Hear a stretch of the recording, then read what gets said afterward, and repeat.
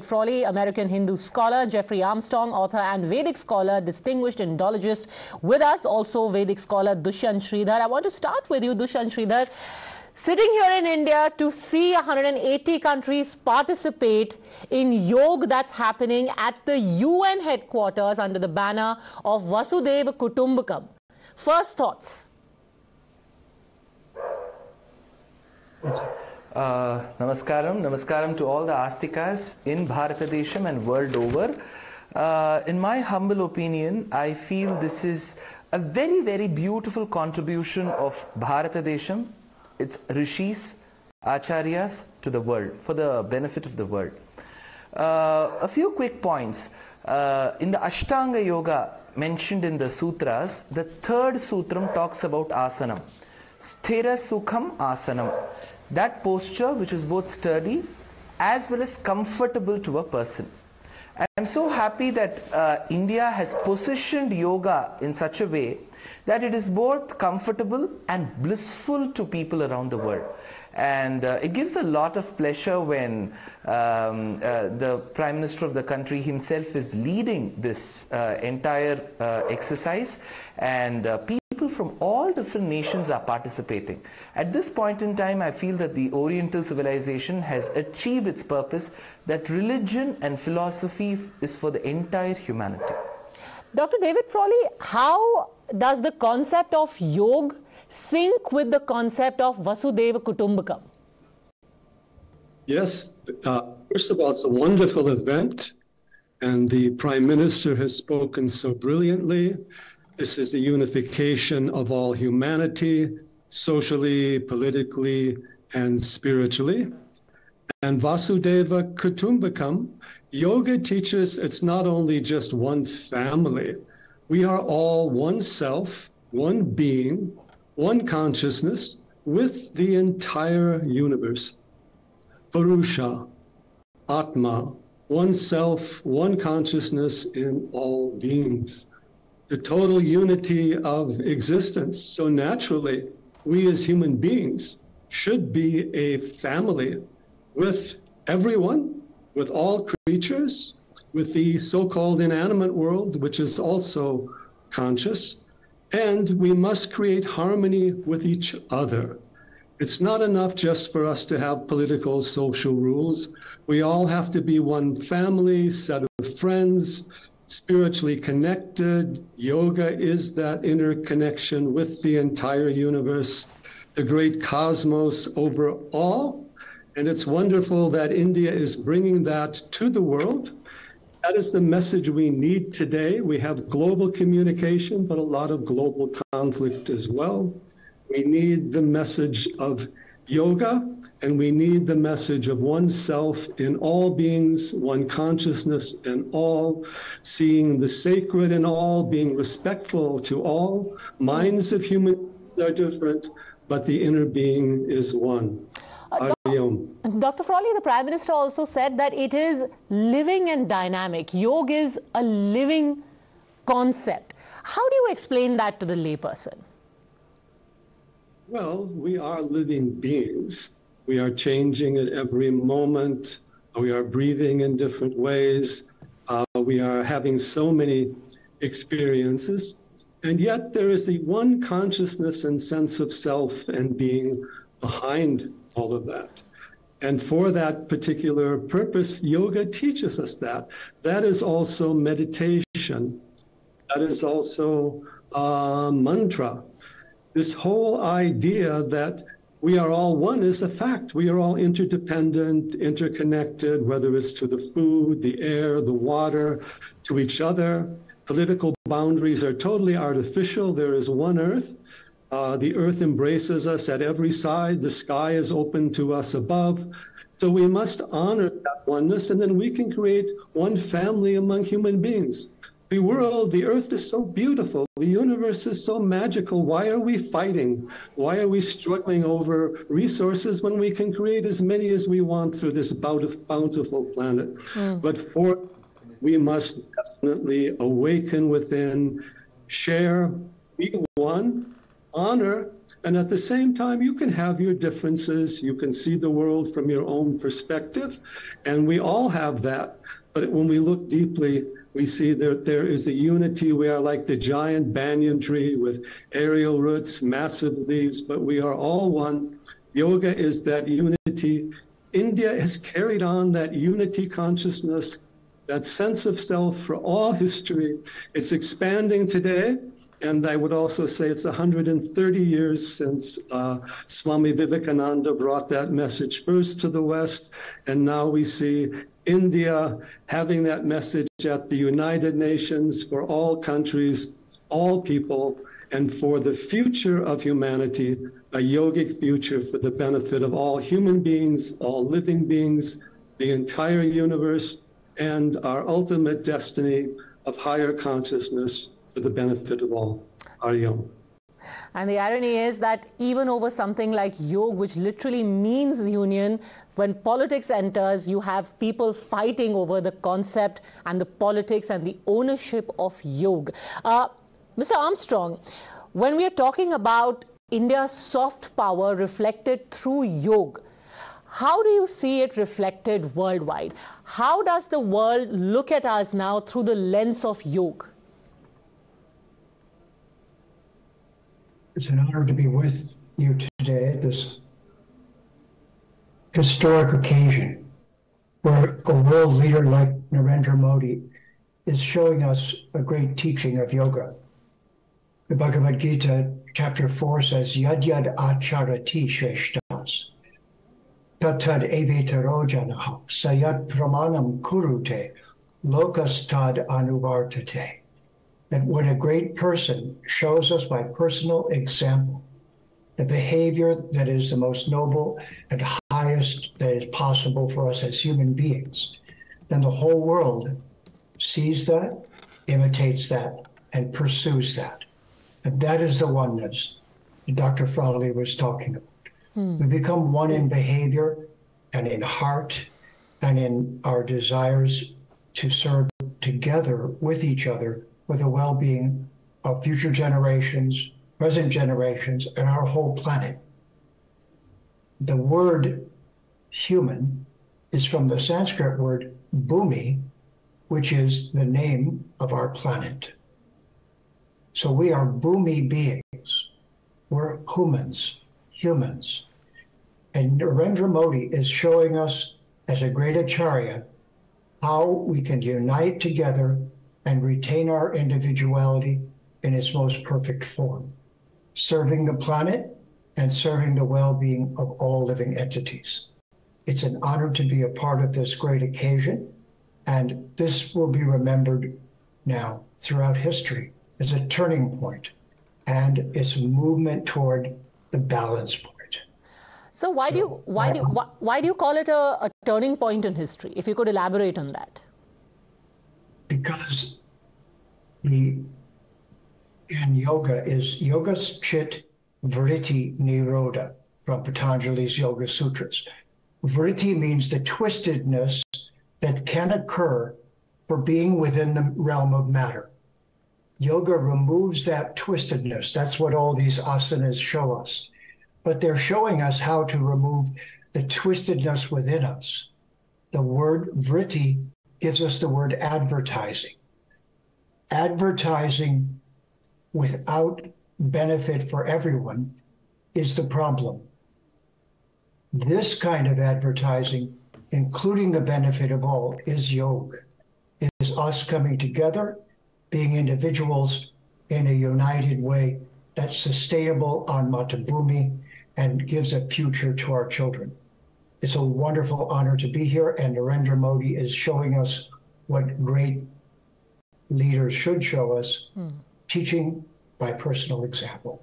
He's an acharya, and we can remember that the result of this should be for us to do seva. That's the final step. Seva is service whenever we can to the well-being of our planet and of all living entities. Dushyantji, and it's not just about the India of 2023. It helps, would you agree, also project India as a civilization, a modern country, but an ancient and a rich civilization as portrayed through yoga and more? Very true, Padmaja, because you did have a very pertinent question of what our Honorable Prime Minister said. He did say that this is a living tradition, a living civilization. How? Because let's say when we go to a temple or we see an elderly person, it's a common known tradition in Bharata to prostrate, do Shashtanga Namaskaram. I'm sure your viewers will remember the day when the Honorable PM did a Shashtanga Namaskaram to the Shengol, to the Rajya Dandam in the installation of the parliament. That is one Yogasana. When we look at Mahalakshmi, she is in Padmasana. When we look at Trivikrama, the Lord who measured the worlds, he is in Trivikramasana. When he look at the rishis who perform tapas upside down by the branch of a banyan tree, that is called Valakhilyasana. So all that we see our ancestors and our family members do is a part of the Yoga Shastram. So let's say yoga is a part of the Indian tradition. It cannot survive by itself unless and until every Bharatiya in the past and in the present have beautifully embroidered and stitched them into their daily lives. So because it has been beautifully stitched into our daily lives, Padmajaji, it has been a part of our civilization. So that was the comment he made. And with respect to a question that you had asked, how would a country like India, showcasing two sides of it, one, adapting technologies, saying that it's a part of the modern and the futuristic world, look into the past. In my humble opinion, a country that fails to recognize the achievements and the contributions made by its Purvacharyas and great rishis in the past can never see a glorious future. We need to look into our past. We need to see what pros we have had, what achievements we have had, what contributions we have had, so that if there are any disadvantages, we can correct in the future. So rightfully said, this is a beautiful blend of both worlds, both of the Oriental civilization, the Eastern civilization, Bharatiya civilization that talks about many things about the gamut of literature we have, inclusive of the Yoga Shastram and the Yoga Sutram, alongside the technology that we have started imbibing very big from the West. So I feel this is a beautiful combination of the both. And one point that I would like to make, Padmaja. In the US, after the 9/11 incident, we have seen many open cases where people have mental health issues. The basic purpose of Yoga Shastram is to begin with the physical body and reach to the mental state. So it is very important for the well-being of a country. The well-being of its citizens is very important, and for the well-being of citizens, just not the physical body, it is about the mental state as well. And Yoga Shastra, through its Yoga Sutras and practices, the rishis have ordained that this yoga will ensure very good mental health as well as physical health. In the 8 angas of yoga, the first 3 and the 4th one concentrate more on the external, and the next 4 concentrate on the mental health, the inner health, the consciousness that you have. That is why rightfully, Padmaja, the chanting of Omkaram was done today. Ma. There are 3 sounds. Akarartho Vishnuhu. A signifies Paramatma, the superior power. Ma, the sound signifies the individual power, and U brings the both of them together. And rightfully, if you have seen the video today, they had played the mantras of Rigvedam, Samgachatvam, Sambadadvam, Samvomanamsi Jannatam. It says, let us walk together. Just because we have given the yoga, it doesn't mean we are the leaders. We are going to walk with every other country. We are the best amongst equals, and this is a beautiful message to say that there is nothing called as a supreme power, super power who's going to destroy the rest of the world. As we become a good power, we also take the other countries along, and that is the message India wishes to convey to the entire world. Dr. Frawley, I'm going to ask you something slightly controversial. Many would argue in India and subsequently in many parts of the world, yoga has been a part of life. You wake up in the morning, you do it as a fitness routine, or you want to center yourself. What is so significant, or what changed after the International Day of Yoga being declared? The International Day of Yoga brought yoga to the world. It gave it respect for all countries. It allowed people who were practicing yoga to come out and to show their universal relevance. And it brought a new spirit to India, It brought India's relevance as a peacemaker. And it brought also the whole aspect of this interconnection. So yoga is universal.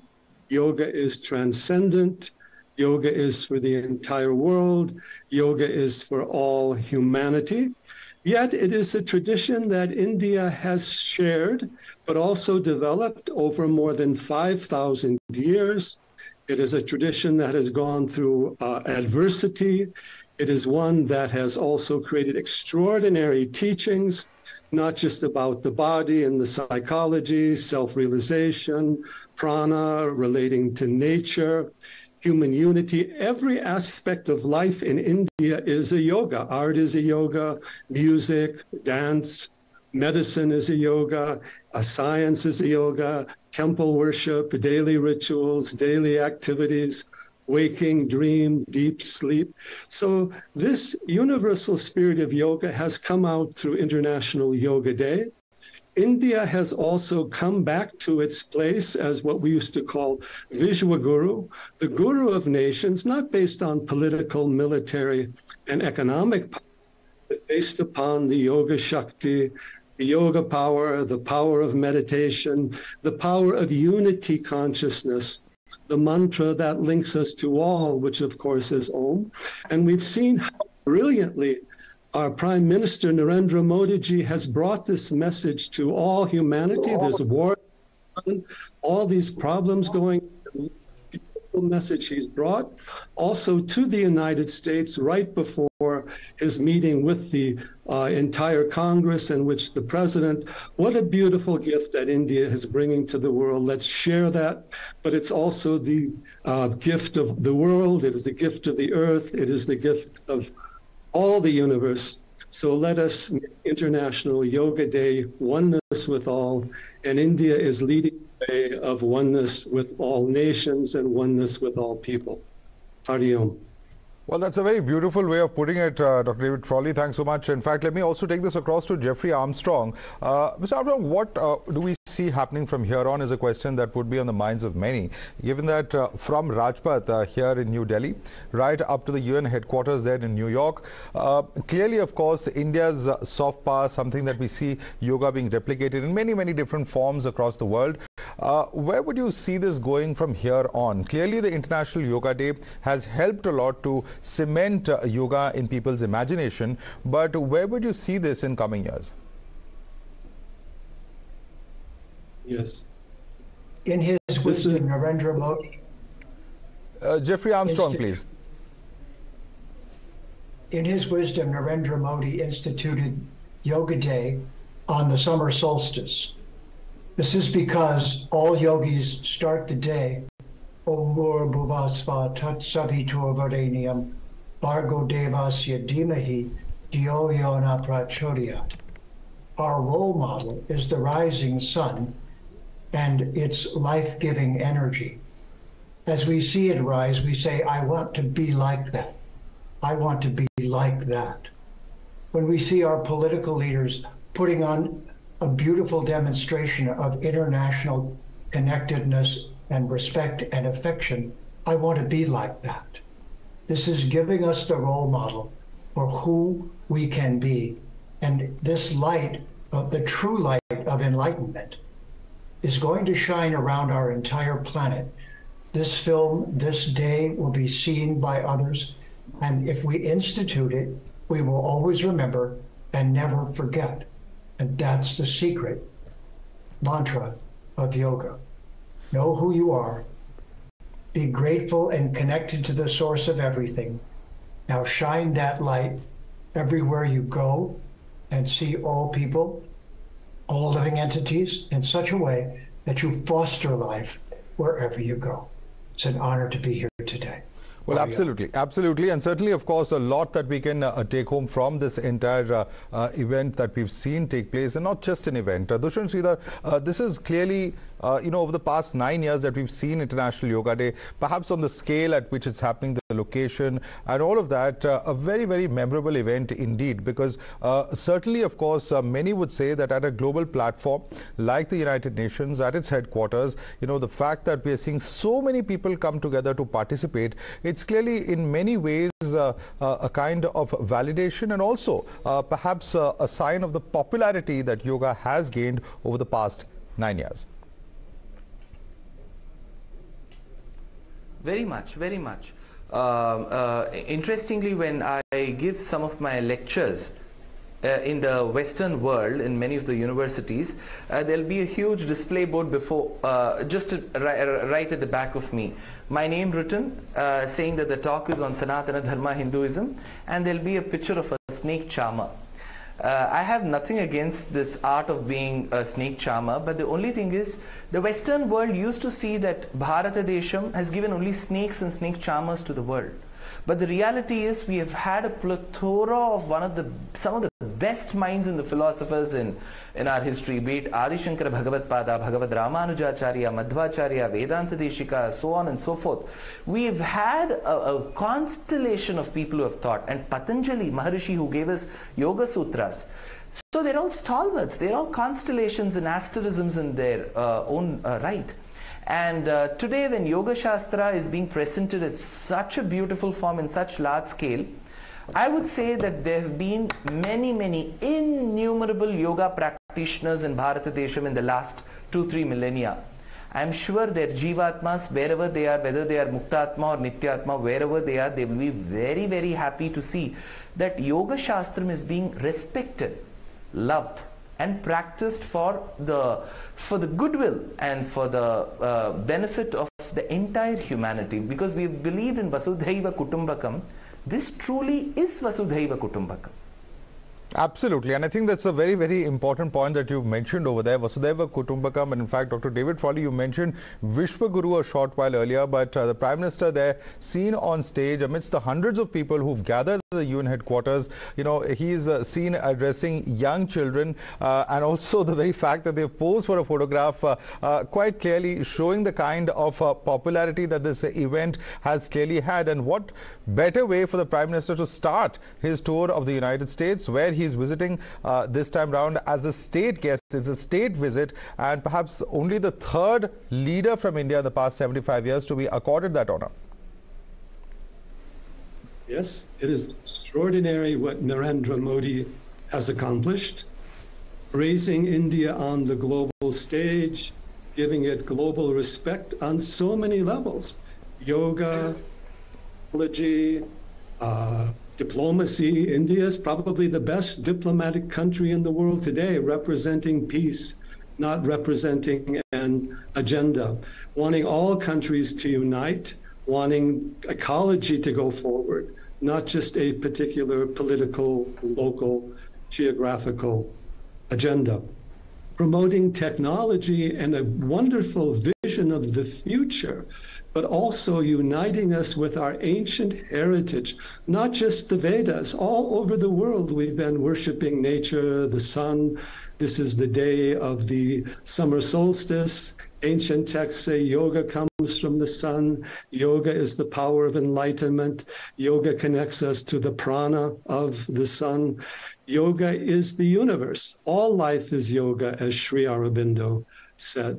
So now we have a prime minister who lives the life of yoga. Look at his schedule. Look at how little he sleeps, how much he works, how many subjects he takes.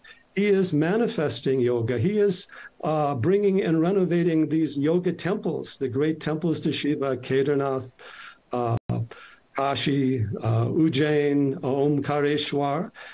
Shiva as the great yogi. He's also renovating and bringing respect to all the great leaders of India's independence movement, like Sri Aurobindo, who were great yogis. And he is also honoring all the great political, social leaders of modern India. And above all, he is inspiring the youth. Vivekananda is the youth icon. And so this is a personal and also a national and the global triumph, a universal triumph. The true spirit of Bharat is coming out for the benefit of all. And certainly we need that in the world today, where we lack leadership, where we lack peace, inspiration, and we lack yoga. Let's bring that yoga out for all. India can lead the way, but we must inspire all, embrace all, and it's coming from our own inner self to the self of all beings. Right. Before we go across to Dushyant Sridhar, one question that I'd like to ask you, Dr. Frawley, because, and you can perhaps are best placed to answer this. What do you attribute for this rapid rise? It's not just the fact that Yoga Day itself has been celebrated. Obviously, we have seen the way that it has spread over the recent years. It has, of course, been there in many countries across the world. But the manner in which these publicly popular events have taken place, what do you attribute to this? We can attribute that yoga has taken roots throughout the world. Every country you go, there is a yoga community. That yoga community continues to grow, and it also maintains its connection with India, Bharat, pilgrimage, sacred sites, Kumbh Mela. This is now becoming a global Kumbh Mela that we're looking forward to. So this has been something growing like a seed, sprouting, and now it is expanding. Right. Absolutely. Absolutely. I request you to please stay with us. Dushyant Sridhar and Dr. David Frawley, we have some breaking news coming in, and the news is that the Yoga Day